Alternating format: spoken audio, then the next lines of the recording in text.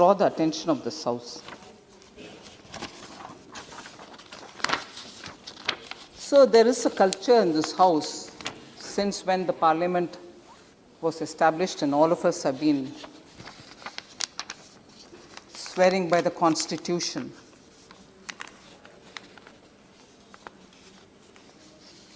And functioning effectively to make India a very strong democracy.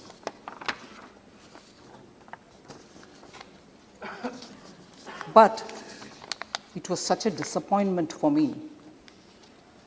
I was here that day to hear the former president of the opposition party stand up and say, I will only speak on the farmers' issue and then I'll go quiet.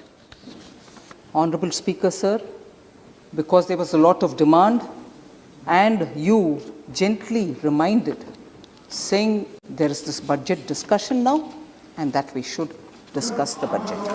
Huh? Yes, I concede that, no worries. What am I doing? Sir, I'd like to ask you, sir, what am I doing? I am talking on the budget. I am talking on the budget. I am replying to the members who stood up and spoke on the budget debate. For each one, they're on their issue. On each one, on their issue. Each member stood up and spoke the issues which they thought were... Please listen. Please listen. Please listen. Don't unnecessarily read my mind in advance. Please listen. Sir, Honorable Speaker, sir, the attempt here is to reply to each member for the various issues that they have raised. And I shall reply for the issues raised. Yes. And even justifying now, I agree. Oh, farm issues definitely are relevant for the budget. And even the honorable member who's not present here, and I'm not taking his name, but I also want to address the issues raised by him that day. Farm issues will have to be spoken because they are also part of the budgetary discussion. And yes, don't worry, I'm answering. Please hear now. Please hear. Sir, kindly, sir, I want, you don't want me to answer issues raised by your honorable leader? I'm answering. I'm answering. Sir, oh yes, don't worry, I'm answering that. You don't mind? You don't mind? Sir, if you have heard Honorable Member Suresh, who says I should take the name, and if you give me the permission, in the absence of that member, I'll take his name. All right, sir? Now therefore, and the member had said, farm bills are also part of the budget, and I'm laying the foundation. And therefore, I'm speaking about it. And therefore, I'll please respond, sir. I'm sure you will help me. When he stood up, since Kodikonil Suresh ji has given me permission, and you, I suppose, wouldn't mind me, Shri Rahul Gandhi, when he stood up and to speak, he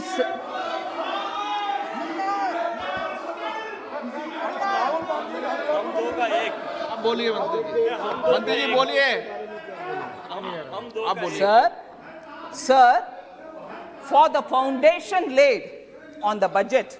नहीं, एक minute मंत्री जी, माननीय सदस्य, माननीय मंत्री जी किसी का नाम ले रही है तो वो सदन का सदस्य तो नाम ले सकती है, उसमें क्या दिक्कत है?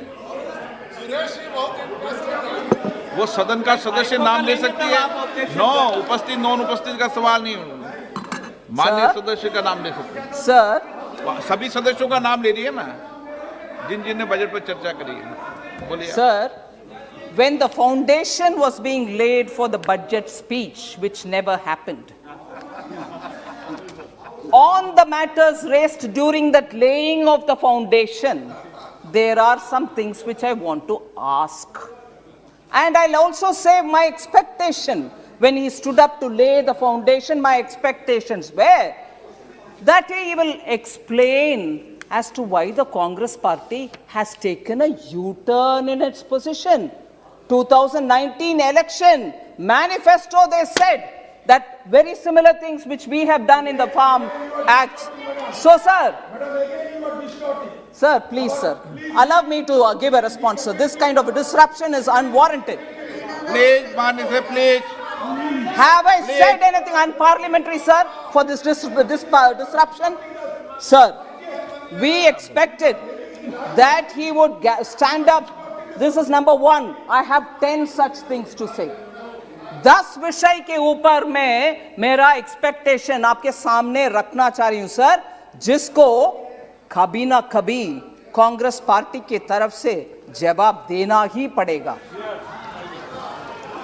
सर, खड़े होकर के जब फाउंडेशन ले कर रहे थे बजट स्पीच का, जो बजट स्पीच नहीं हुआ उसका फाउंडेशन ले करते हुए फर्स्ट इशू मेरा एक्सपेक्टेशन था, हाँ बजट में चर्चा करने से पहले फार्म लॉस के ऊपर ये बात बोलेंगे, ये स्पष्टीकरण देंगे कि क्यों कांग्रेस पार्टी की पोजीशन यू टर्न लिया। पहले तो इसका समर्थन देते थे, अभी क्यों बदला, वो पहला है। सेकंड, फार्मर्स के इतना ध्यान देने वाले कांग्रेस फार्म लोन वेवर के बारे में बहुत सारे स्टेट्स में इलेक्शन जीतने के लिए वायदा देते थे कि फार्म लोन दे रहे हैं हम, प्लीज वोट दे दो। जनता भी भरोसा रख करके वोट दिलाए, मगर मध्य प्रदेश में उसका इंप्लीमेंटेशन नहीं हुआ। फार्मर्स आज तक मांग रहे हैं लोन वेवर, क्यों नहीं हुआ? हमें वोट मांगा, वोट ले लिया, सरकार बनाने के बहाना किया, मगर सत्ता भी उनके हाथ में नहीं है। मगर फार्म लोन का गुमराह करके किसानों का बैकस्टैप करके चले गए कांग्रेस। राजस्थान में आज भी कंप्लेंट्स है, फार्म लोन्स नहीं हो रहे। मेरा एक्सपेक्टेशन था सर, फार्म लोन सर, कर्जा माफी राजस्थान में नहीं हुआ, मध्य प्रदेश में नहीं हुआ, जहां भी छत्तीसगढ़ में भी कर्जा माफी नहीं हुआ। सर, मेरा एक्सपेक्टेशन यही था जब वरिष्ठ नेता उठ करके भाषण देने से पहले फाउंडेशन ले कर रहे थे, कम से कम ये मानेंगे कि कर्जा माफी क्यों नहीं हुआ, उसको बयान देंगे, नहीं दिया। सर, तीसरा, 10 में से तीसरा, मैंने सोचा वो खड़े होकर के फाउंडेशन बजट के भाषण देने से पहले ले कर रहा है, उस समय कम से कम ये बात बोलेंगे कि मैंने आदेश दे दिया पंजाब सीएम को, वो जो काला कानून है जिसके द्वारा किसान जेल में जाने वाले का प्रोविजन है, उसमें 5 लाख का फाइन का प्रोविजन है, प्रावधान है उसमें, वो दोनों को हटाने के लिए मैंने हमारा चीफ मिनिस्टर पंजाब का उनको आदेश दे करके आया हूं। ये बात पार्लियामेंट में खुलासा करेंगे, ये मैंने सोचा, मैंने एक्सपेक्टेशन रखा, मगर ना, वो भी नहीं हुआ। मगर आरोप इस तीनों कानून के ऊपर। ये तीसरी बात, 4th पार्ट सर,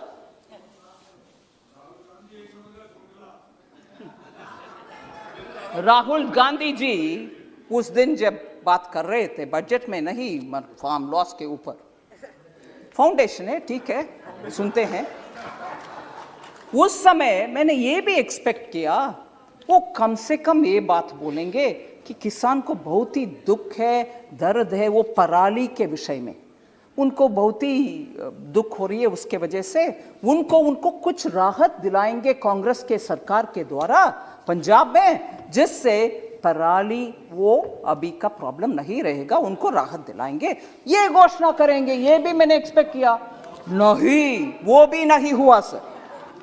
5वीं, मैंने सोचा नहीं, बजट के ऊपर चर्चा नहीं, फार्म लॉस के ऊपर मैंने ये एक्सपेक्ट किया कि हमारे 3 जो कानून है उसमें से कम से कम एक खंड निकाल करके, एक क्रॉस निकाल करके वो बोलेंगे देखो इस एक क्रॉस के वजह से किसान को नुकसान होने वाले हैं, इसीलिए हम समर्थन नहीं करेंगे। इधर वोटिंग में भाग लिया, समर्थन दिया, फिर भी अभी मन बदल दिया और इस क्लॉज के वजह से, ऐसे करके इन 3 कानून से कम एक पॉइंट दिखाएंगे कि this is against the farmer. मैंने सोचा, मैं एक्सपेक्ट किया वो कम से कम वो बात बोलेंगे फाउंडेशन ले करने के समय, नहीं वो भी नहीं हुआ। सब 5th पॉइंट हो गया। 6th पॉइंट में आ रही हूं। मैंने ये भी एक्सपेक्ट किया कि राष्ट्रपति भाषण के समय माननीय प्रधानमंत्री जी का जवाब था, उसमें उन्होंने बहुत सारे छोटा किसान के ऊपर बात बोली। मैंने सोचा उन विषयों में, क्योंकि छोटा किसान से हमारे दो के लिए किसान से जमीन हड़पती गए, मैंने सोचा वो खड़े होकर के ये बात बोलेंगे, प्रधानमंत्री जी आपने तो स्मॉल फार्मर्स के ऊपर इतना अच्छा बोल दिया, मैंने मेरे अपना दो से बोल दिया प्लीज जमीन वापस कर दो फार्मर्स को, क्योंकि हम तो सस्ते में उनसे ले लिया, मगर ये किसान का जमीन है, हम खड़े होना है, राजनीति में है, इसीलिए राजनीति के हमारे परिवार हम और मैं खड़े होना है, आप जमीन वापस कर दो जी।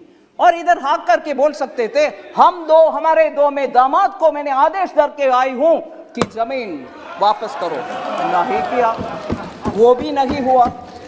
मेरा एक्सपेक्टेशन वो 6th था सर, नहीं हुआ। 7th सर, 7th मेरा एक्सपेक्टेशन, 7वीं मेरा एक्सपेक्टेशन, प्रधानमंत्री जी डॉक्टर मनमोहन सिंह जी का कोटेशन पढ़ाया कि उनके तरफ से भी ऐसे प्रावधान किसान के लिए होना चाहिए, ये भी बोले। मैंने सोचा उस दिन फाउंडेशन ले करने के समय बजट इंपॉर्टेंट नहीं है, किसान कानून इंपॉर्टेंट है, वो कम से कम बोलें कि क्यों डॉक्टर मनमोहन सिंह का स्टेटमेंट को कांग्रेस अभी भूल जा रहे हैं, और याद प्रधानमंत्री जी ने दिलाया। मैंने सोचा कम से कम वो मानेंगे, हाँ हमारे डॉक्टर मनमोहन सिंह ने ऐसे बात किया है, I have to respect, we will respect now, we won't dishonour doctor Manmohan Singh, ये कहेंगे, ऐसे मैंने एक्सपेक्टेशन रखा, मगर वो भी नहीं हुआ sir. That was the 7th। मेरा 8th एक्सपेक्टेशन यही था, मेरा 8th एक्सपेक्टेशन, मैंने सोचा सर चर्चा के समय, बजट के चर्चा के समय, क्योंकि किसान कानून बजट में भाग हो सकता है, इसीलिए बहुत सारे मेंबर्स ने यह प्रश्न उठाया। मुझे याद है मैं सुनी कि एपीएमसी देश भर में कहीं ये तीनों कानून आने के बाद बंद हुआ है क्या? कहीं बंद नहीं हुआ। मैं मेरा एक्सपेक्टेशन के साथ अभी प्रश्न भी पूछ रही हूं, prove even if one APMC mandi was shut, not one was shut, but you are standing up and speaking, ऊपर से बजट में प्रावधान किया गया है that 30,000 crores which will be collected through that agricultural development infrastructure cess will be actually be going to the states so that APMC infrastructure can be improved.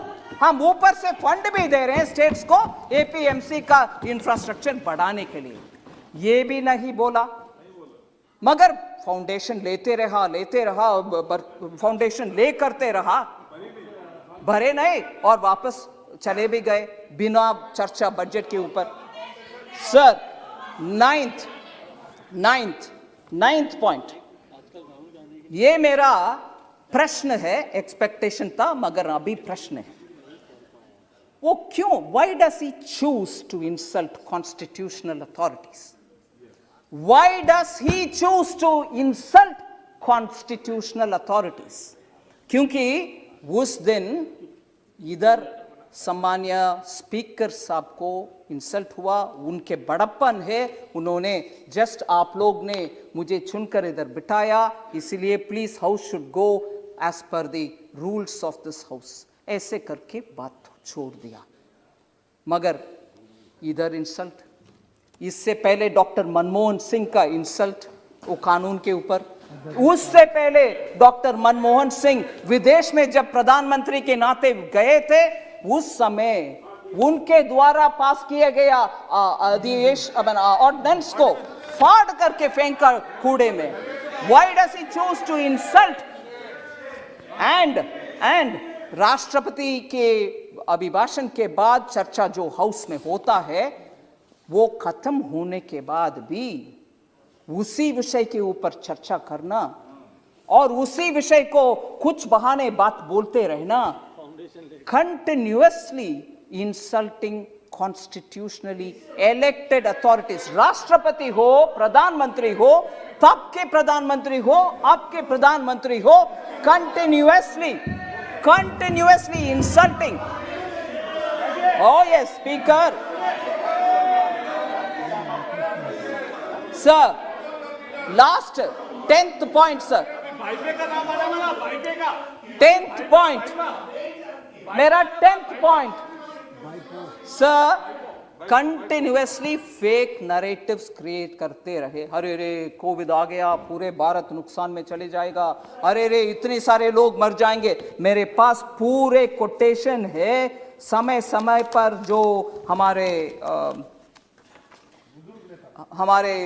वरिष्ठ नेता बोलते रहे, मेरे पास पूरे कोटेशन से, मैं आपके समय इसमें बिताना नहीं चाहती हूं। I don't want to spend the house's time on the quotation, but the सारांश is this: I will constantly say things which will demean India, which will show India in a poor light, and constantly that will be my rebel-like look to insult India, build fake narratives. Nothing will go well for India, यही कहते रहे। और हमारे खिलाफ बहुत सारे जो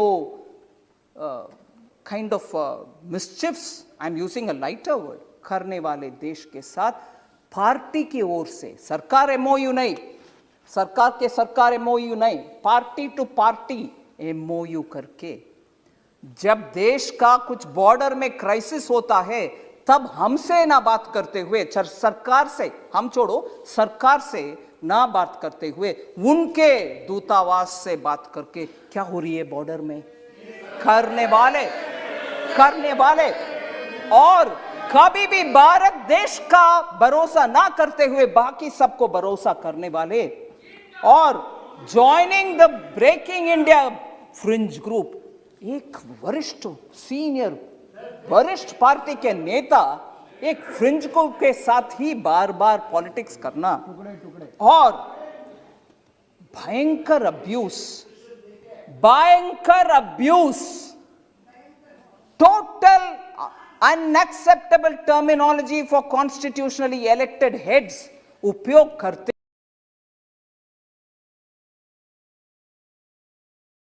के बाद अपोलोजाइज करना, मगर दोबारा वही साइकिल में अब्यूज करो, अपोलोजाइज करो, यही रास्ते पे चलना, डिस्ट्रक्टिव पॉलिसीज करना। I'm very scared to think probably he is becoming the doomsday man for India. और हमारे दुख की बात यही है कि ऑपोजिशन जो पार्लियामेंट में स्ट्रांगली पोजीशन लेकर के सरकार को कटघरे में रख के प्रश्न पूछने का रोल करने वाले ऑपोजिशन आज डूम्सडे मैन के नेतृत्व में और डूम्सडे मैन जो रिपीटेडली अब्यूज करता है, और देयरफॉर, और सर मैं ये बात भी बोल रही हूं, उस दिन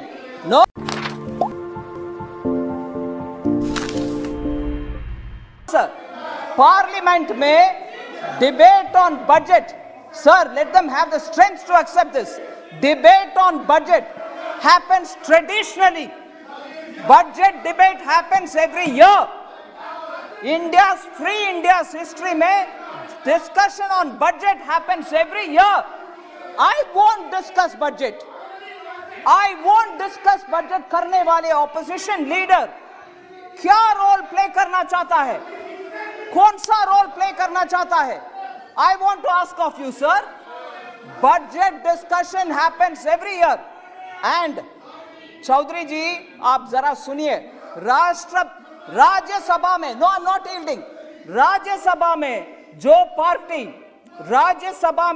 जो पार्टी जिनका वरिष्ठ नेता बजट के ऊपर चर्चा करती है और प्रश्न पूछने के बाद जवाब सुनते हैं और उस जवाब चाहे पसंद हो नापसंद हो, एक्सेप्टेबल हो या नहीं हो, फिर वो एक पोजीशन लेते हैं, वो इधर क्यों नहीं हुआ?